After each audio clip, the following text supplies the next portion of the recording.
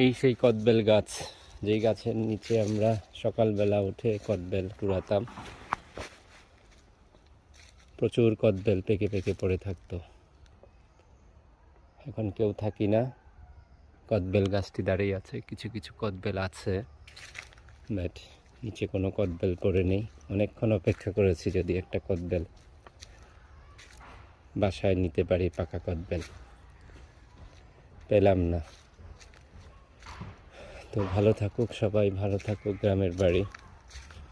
খুব মিস করছি এই গ্রামের বাড়িটাকে। একটু পরে ঢাকার উদ্দেশ্যে রওনা দিব।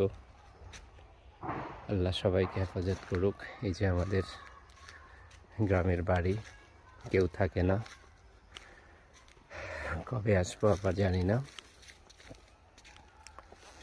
এখানে আম্মা রান্না করতো, ওই যে পুকুরে গিয়ে আম্মা ধোয়ার কাজ করতো, তরি তরকারি।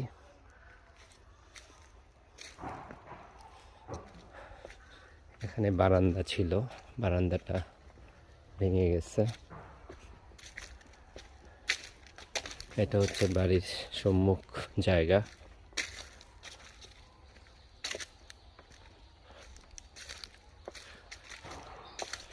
এখানে আবার ব্যাডমিন্টন কোর্ট বানানো হয়েছে, নিশ্চয়ই ওরা খেলে। অনেক গাছ ছিল, গাছগুলো ধীরে ধীরে কমে যাচ্ছে মনে হচ্ছে, জানি না।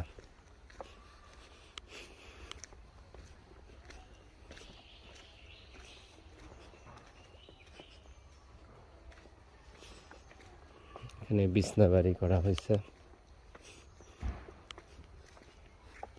হাবুর বাড়ি, সামনে চাচার বাড়ি। এগুলি কিসের সবজি? আচ্ছা, এটি কই যাবে, বাজারে নাকি? কোন বাজারে? এই মোড়া কত করে? 20 টাকা বেচো? এটার ভিতরে ঢুকার রাস্তা কোন দিকে? আচ্ছা, নুননবী কি নতুন বাজারে গেছে?